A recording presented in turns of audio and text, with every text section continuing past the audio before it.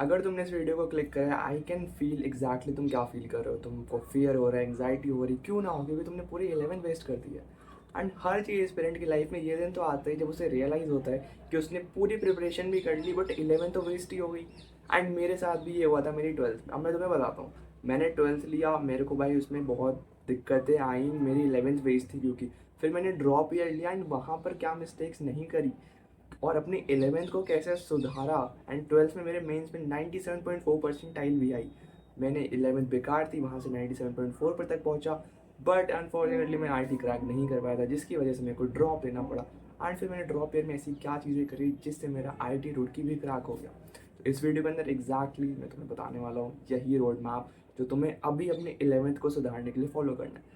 सबसे पहली बात, तुमने 11 वेस्ट क्यों करी, तुमको पता होना चाहिए। तुमने दोस्तों के चक्कर में वेस्ट करी, रिलेशनशिप में, या फिर तुम डिस्ट्रैक्टेड थे या गेम खेलते रहते थे, या तुम्हारा फ्रेंड सर्कल ही ऐसा है।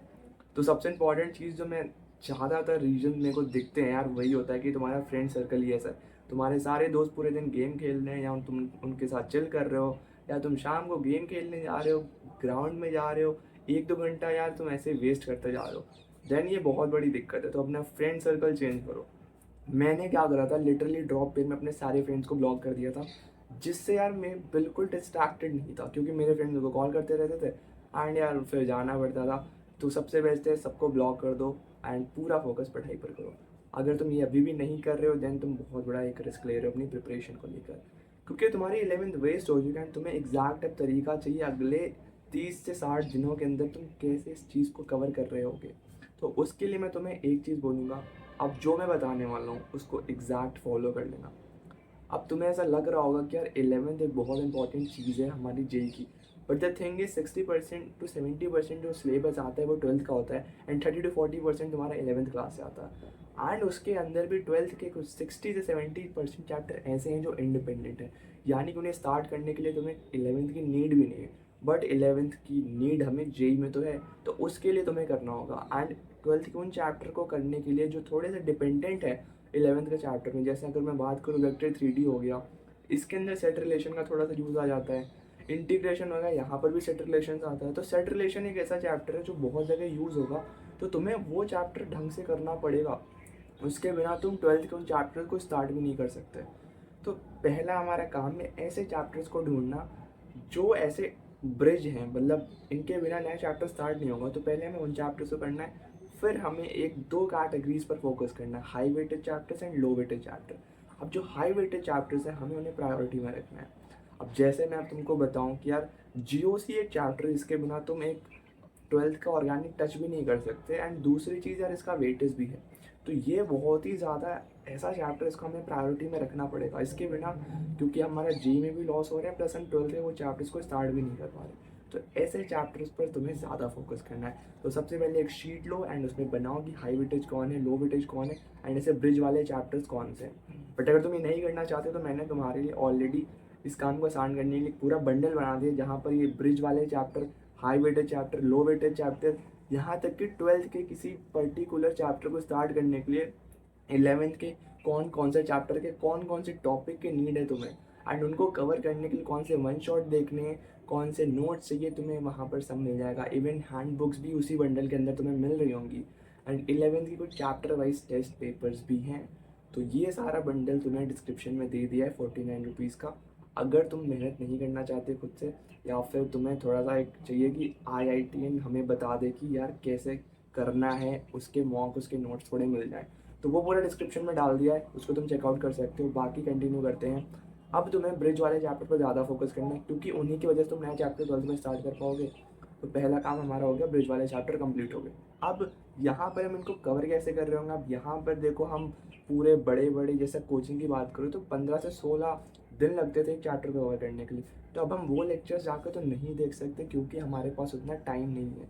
हमें क्या करना है, हमें अब कम टाइम पर थोड़ा सा ज़्यादा सीखना पड़ेगा, जिसके लिए हम वन शॉट देखेंगे to cover the theory and conceptual part. और वन शॉट यहाँ पर आधे घंटे 1 घंटे का नहीं होना चाहिए, वो भी सिर्फ वेस्ट ऑफ टाइम होता है। तुम ट्राई करो 3 से 4 घंटे का वन शॉट देखने के अंदर, जहाँ पर क्वेश्चंस भी करा रखे हो, क्योंकि at the end of the day हमें पेपर के अंदर क्वेश्चन सॉल्व करने हैं। तो पूरा चैप्टर को समझने का मतलब यही है कि हम ढंग से क्वेश्चंस को सॉल्व कर पाएँ। तो तुम्हें ऐसे चैप्टर्स के ऐसे PYQs देखने हैं जहाँ से तुम्हारी मेंस की एक तो अंडरस्टैंडिंग बन रही हो, प्लस यार उनसे थोड़ा कॉन्सेप्ट भी क्लियर होगा। वन शॉट देख लिया, PYQs कर लो। फिर एक बोनस पॉइंट के लिए बोल रहा हूँ, एडवांस के सिंगल करेक्ट अगर टाइम बचे तो कर लेना। तुम्हें एप्पल अटेम्प्ट में बहुत भाई फ़ायदा मिलेगा अगर तुम एडवांस के PYQ करके जाते हो, क्योंकि फिर तुम्हें ये वाले क्वेश्चन बहुत ही ईजी लग रहे होंगे। जब तुम एडवांस के PYQ कर रहे हो तो तुम्हें लगेगा यार मेंस के PYQ तो क्या ही है। जब तुम एक्चुअल पेपर भी दे रहे होगे, क्योंकि एडवांस में इतने कॉन्सेप्ट को मिक्स करके क्वेश्चन बनता है कि यार तुम ईजी लगेगा तुम्हें मेंस का लेवल। तो ये चीज़ें तुम्हें करनी है। फिर हम आज बात करते हैं रिवीजन की। अब तुम जब क्वेश्चंस कर रहे होगे तो मेक श्योर कि तुम क्वेश्चंस को मार्क कर रहे हो। अब जब तुम मार्क कर रहे होगे तुम फ्यूचर में भी कभी उस चैप्टर को 11th के रिवाइज करने आओगे तो तुम कर पाओगे। नहीं तो तुम्हें पूरा चैप्टर पूरी पूरी पूरी थ्योरी करनी पड़ेगी, जो कि वर्थ इट नहीं है। अब हम कहाँ पर है, हमने ब्रिज कर लिया, ब्रिज चैप्टर सारे हो गए।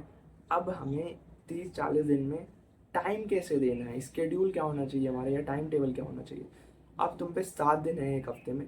अब ट्राई करो कि जो सैटरडे संडे होता है तो वहाँ पर 11th को 4 से 5 घंटे दिन के दे रहे हो, और जो तुम्हारी 12th क्लास है तुम उसको बिल्कुल भी ऐसा इग्नोर नहीं कर रहे हो। क्योंकि बात सुनो, अगर तुमने 12th का आज इग्नोर करा तो वही कुछ टाइम बाद तुम्हारा बैकलॉग बन जाएगी। एंड जैसे तुम अभी 11th का कवर कर रहे हो, फिर तुम ड्रॉप ईयर लेकर 12th का कवर करोगे, तो वो हालत मत आने दो। ट्राई करो कि तुम अभी सारी चीज़ें कवर करते जा रहे हो 12th की, एंड जो जहाँ पर तुम फ्री हो या थोड़ा एक्स्ट्रा टाइम मिल रहा है वहाँ पर ही तुम ऐसे ब्रिज चैप्टर्स को या फिर high weighted chapter of 11th को कवर कर रहे हो। अब ये हो गया, एडवांस के PYQs हो गए, मेंस के PYQs हो गए, एंड इसके बाद तुम्हारा डिसेंट लेवल ऑफ अंडरस्टैंडिंग बन जाएगा उन चैप्टर्स के अंदर जो 11th के तुम्हारे छोटे हैं। अब तुम्हें क्या करना है, अब तुम्हारा एक्चुअल टेस्ट होगा। अब तुम्हें मॉक पेपर्स की प्रैक्टिस करनी जो सिर्फ 11th के उन चैप्टर्स के ऊपर है। तुम कस्टमाइजेबल मॉक बना सकते हो। अगर तुमको कस्टमाइजेबल मॉक नहीं है तुम पे, देन मेरे को कमेंट कर देना, मैं लिंक डाल दूंगा। फिर फ्री में जाके तुम लेजिट बना सकते हो बहुत सारे mock paper according to the selected chapter जो तुम्हें देने हैं जिनका मॉक। जैसे मुझे फिजिक्स का एक चैप्टर का देना है, मेरे को मैथ्स का एक चैप्टर का देना है, और मेरे को केमिस्ट्री के 2-3 चैप्टर के देने हैं। तो मैं इन पर्टिकुलर चैप्टर को सिलेक्ट करके एक पूरा मॉक पेपर बना सकता हूँ जहाँ पर क्वेश्चन सिर्फ इनसे आएंगे, ताकि मेरे को पता चल जाए कि एक्चुअल में ये चैप्टर मेरा कितना स्ट्रॉन्ग है। मैंने 11 तो कर ली, बट एट द एंड तुम्हें टेस्ट भी तो करना है, जिसके लिए तुम एनालिसिस करोगे। अब एनालिसिस के अंदर बहुत ढंग से करना कि क्या, अगर कोई क्वेश्चन मेरा गलत हो रहा है तो क्या वो सिली मिस्टेक की वजह से हुआ, या मेरे को चैप्टर ही कभी नहीं पढ़ा, या फिर कोई कॉन्सेप्चुअल एरर था। तो जिससे तुम एक्चुअली पता कर सको कि यार तुम्हारी गलती क्या हो रही है एग्जैक्टली। अब मैं बात करता हूँ सबसे इम्पॉर्टेंट चीज़, रिवीजन की। तुम अगर अभी 12th के स्टार्ट में 11th कर रहे हो, एंड वो भी तुम एक हद तक ही कर पाओगे क्योंकि अब पूरी लेक्चर देखने का टाइम तो है नहीं, तो बहुत बड़ी दिक्कत आएगी कि तुम यहाँ पर भूल रहे हो उस चैप्टर को कुछ टाइम के बाद।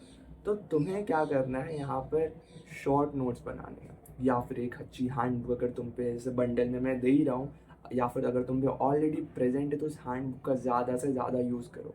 क्योंकि वो हैंड बुक के थ्रू तुम इतना ज़्यादा रिवाइज कर लोगे कि तुम लेजिट पूरा चैप्टर तुम्हें पढ़ने की नीड नहीं आएगी। तो ट्राई करना 2-3 हफ्ते में अपनी हैंड बुक को देखते रहना, उन चैप्टर्स को, उन फॉर्मूला के कुछ शॉर्ट नोट्स को देखते रहना, जिसकी वजह से तुम्हारे दिमाग में चैप्टर बना रहे एंड तुम अपना टाइम वेस्ट ना कर रहे हो।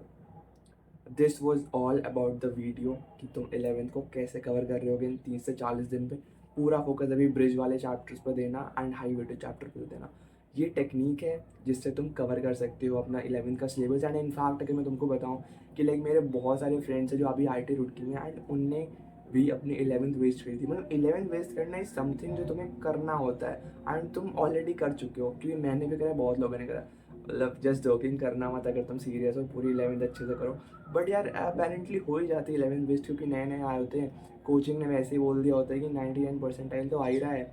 अपन एकदम लेके से चिल सा हो जाते हैं कि यार अब तो 99 परसेंटाइल आ ही रहा है, सबसे अच्छी कोचिंग में पढ़ रहे हैं, कोई टेंशन ही नहीं है। एक साल बाद फिर रियलाइज़ होता है कि यार 11th तो वेस्ट हो गई। फिर समझ में आता है अभी JEE भी आ जाएगा, तब तुम थोड़ा सा अपने हाथ पैर स्टार्ट करते हो कि यार अब पढ़ना पड़ेगा मुझे। तो द बेस्ट थिंग कि यार तुम वीडियो देख रहे हैं एंड तुम्हें रियलाइज़ हो चुका है कि तुम्हारी 11th वेस्ट हो गई है। तो यही स्ट्रैटेजी है, मेरे बहुत सारे दोस्तों ने यही फॉलो करा, bridge chapters and high weighted chapters plus mock for revision.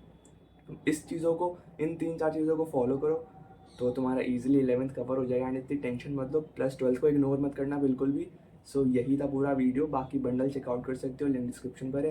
कोई भी दिक्कत हो, कोई भी डाउट हो, कमेंट सेक्शन में डाल देना, हर एक का रिप्लाई दे दूंगा। Love you guys, bye bye, see you.